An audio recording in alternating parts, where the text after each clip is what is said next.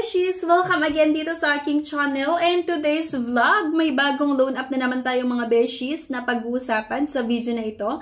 Isang loan up na naman na bagong-bago na nakita ko na naman tong odds nila na pwede daw makahiram ng 15,000 pesos. Ayan, akalain mo pag 15,000 pesos daw yung utangin, ang total payment daw ay 15,090 pesos lang. Diba? And then, meron itong 3 installment.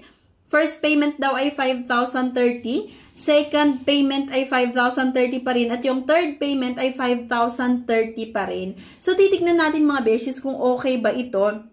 And naloka lang ako kasi akalain mo yung 15,000 pesos nga na pwedeng hiramin daw ay 15,090 pesos lang yung repayment. Diba? So, sana mapanood nyo talaga yung buong video na ito mga Beshies ko ha.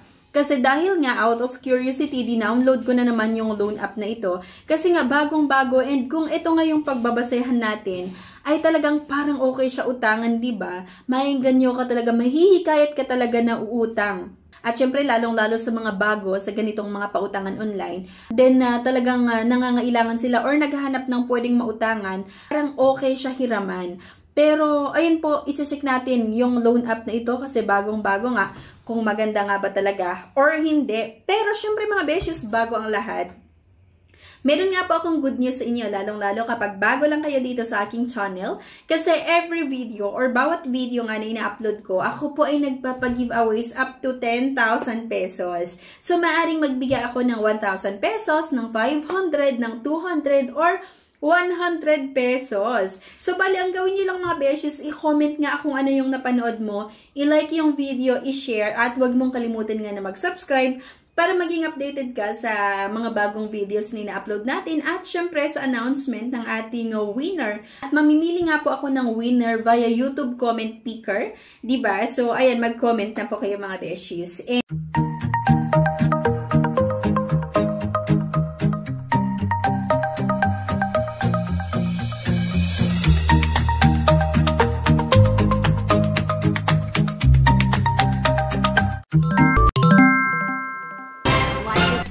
Subscribe, comment, and share. It declines the bank and other loan apps. Pwede niyong subukan yung ibang options. See the links sa comment section below. Disclaimer, try or apply at your own risk. So let's get back to the topic mga Beshies, and here nga, Unistar Cash ang pag-uusapan natin. So, ito siya, or ito yung logo niya mga Beshies, Unistar Cash. And, ayun nga po, sabi ko sa inyo na bagong-bago talaga. So, ako nga din, ngayon ko lang talaga na-encounter itong pangalan na Unicash. Though, merong parang kato, no? Diba? So, tignan natin kung same lang ba ito ng feature. So, ito yung sinasabi ko kanina mga Beshies ko na 15,000 pesos daw yung pwedeng mahiram. And, ayan po talaga, nakita ko yung ads nila. Kaya nga po, dinownload ko siya. Ayan, dinownload ko yung loan app na ito. Diba? May first payment, second payment, at third payment na every payment ay 5,030 pesos. And total payment nga, kung makikita nyo dyan sa pinakababa, ay 15,090 pesos lang. Same lang din siya sa iba't ibang mga loan app. Once na utangan mo, dun mo lang malalaman kung paano ba talaga yung interest processing fees at yung loan terms. So, na nasa dulo ka ng inyong pag-apply. So, dito nga mga Beshies, lalagay lang natin yung ating valid mobile number. At meron na naman tayong matatanggap na one-time password pagkatap natin nga ng send OTP. So, ayan, your loan application progress. Meron daw itong KYC verification, under application, under review, at loan complete. Ang una mga Beshies, itong personal information. Ayan, so kailangan nating masagutan itong personal information, like ngayong complete address at yung pangalan niyo syempre, yung residential address, yung postcode, yung educational level. So, same lang din siya sa iba't ibang mga loan app na kailangan nating sagutan yung mga personal information, mag-upload ng isang valid government ID, may facial verification, and ayan, work information na nga tayo mga Beshies. So, mamimili nga lang tayo. So, sa akin kasi nilagay ko ay staff. How long have you been working here? So, more than 2 years yung nilagay ko at yung sahod, ilalagay din natin. Next nga, itong emergency contact. 3 lang yung hinahanap ng loan app na ito. So, medyo okay rin ha, kasi 3 lang. Kasi yung ibang mga loan app, diba, hanggang 5. Yung personal references or contact references na gusto nila. Pero dito daw sa Peso Flow, ay 3 lang. Pero mag-ingat po kayo sa nilalagay nyo na number kasi kapag loan shark, yung inutangan nyo or OLA, yung inutangan nyo ay minsan nga mini-message nila yung nilalagay natin na personal references once na nag-past due yung ating loan application. And minsan sinisingil pa nila yung personal references na nilagay nyo kahit walang utang, yung personal references na yon.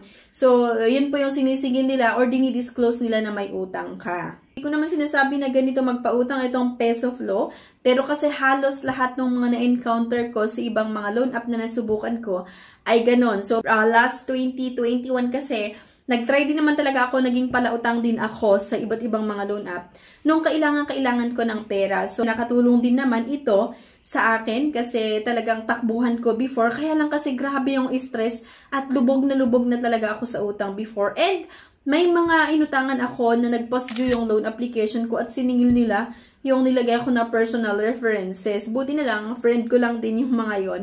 So, naintindihan nila yung situation ko before. So, yun na nga, mag-upload lang daw tayo ng isang valid government ID. So, ayan, UMID yung pinili ko dito mga beshes. At ito na nga, face identification daw. Please put your face in the frame and take a clear selfie. Ayan, so confirm lang natin ito mga beshes. And once na okay na, ayan, bank information na tayo. So, ilagay lang natin kung saan nyo daw gustong matanggap nga yung loan proceeds once na na-aprobahan ng inyong loan application. So, e-wallets yung pinili ko dito via GCash. You can apply for multiple product depending on your loan needs. So, pwede daw akong makahiram dito ng 800 to 25,000 sa Unistar Cash. Sa Raffle Asia, 1,200 to 30,000. Hanggang 35,000 tong isa naman and hanggang 40,000 yung iba pa na option na pwede kong utangan. So, dito pa rin ako sa Unistar Cash nag-try na umutang. And kung mapapansin nyo, 10,000 daw yung pwede kong mahiram dito mga beshies.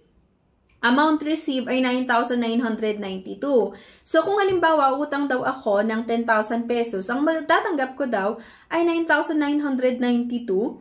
At meron nga lang daw itong interest na 720 at service fee na 8 pesos. So, tignan natin, okay kaya to? And then, date of application nga, November 26, 2024 at ang due date ko daw ay sa February 24, 2025. So, meron pa itong nakalagay sa baba na repayment plan. Ito, due date, amount due, principal due, at yung interest due.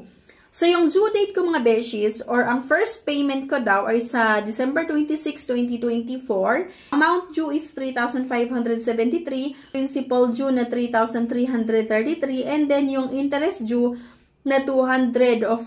At ganun din dito sa January 25, 2025. At doon din sa February 24, 2025. So, ganun pa rin daw yung babayaran ko. Amount due na 3,573.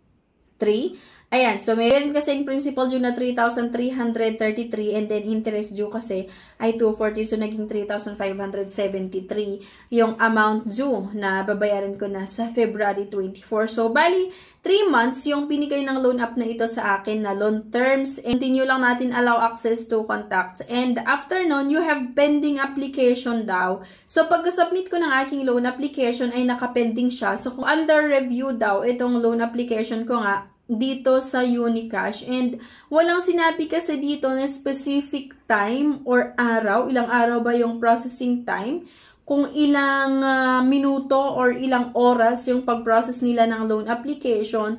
So parang, mag-aantay na lang ako kung kailan nila i-approve yung loan application ko. And binalikan ko na rin kasi yung loan app na ito after ilang oras. Pero ganito pa rin yung naging status nga ng aking loan application. Under review pa rin daw. So hindi ko alam kung ano nga bang mangyari, 'di ba, sa aking loan application.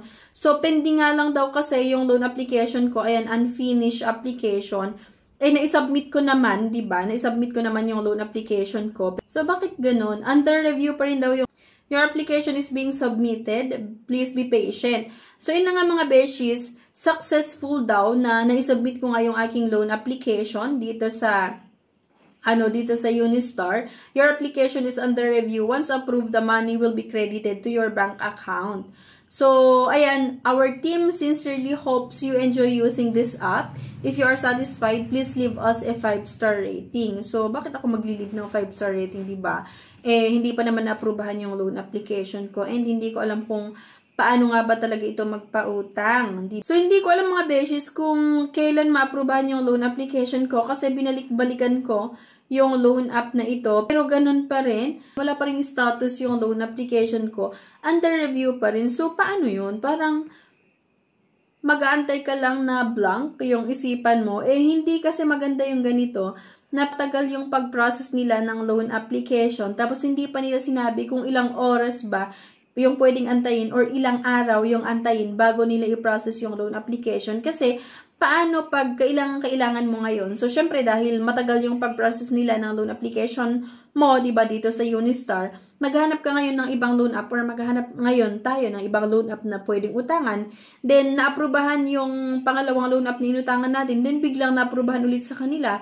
So, doble-doble yung nautangan natin, diba? Kaya hindi siya maganda sa akin. I mean, hindi siya accurate yung mga infos na nakalagay dito.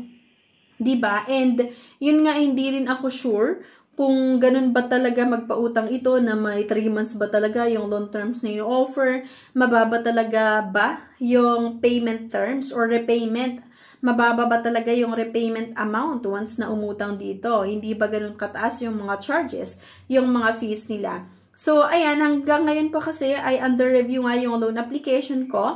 Abangan nyo yung part 2 nga ng ating videos. Once na na-approvehan yung loan application ko dito, ay gawa na lang din ako ng isa pang video kung paano nga ba talaga yung interest, yung processing fees, at yung loan terms. Pero, habang inaantay ko nga yung pag-process ng loan app na ito ng aking loan application, kung merong nakapag-try sa inyo dito sa Unistar na loan app, na nakautang kayo, na-approvehan ng inyong loan application, then sana po i-comment nyo yan ha, para mabasa ko rin at makita ng mga iba na nagbabalak palang umutang sa loan app na ito. So, maari kasi na parang okay siya.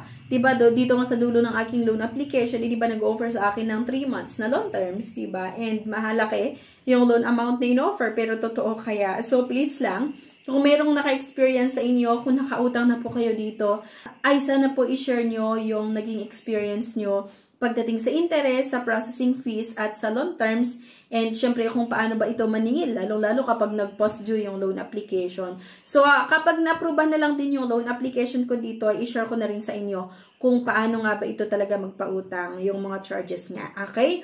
So, yan lang mga beshies. Anyway, thank you for watching. And by the way pala, bagong-bago yung loan app na ito, itong Unistar. At nakita ko nga siya sa App Store. And check na rin kasi ako sa Google Play Store, wala pa.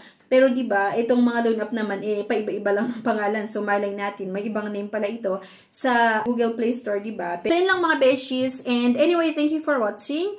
Please don't forget to click the subscribe button. Sana i-like nyo din po yung video at huwag nyo kalimutan na i-share. Thank you guys at see you sa aking next vlog. Bye-bye!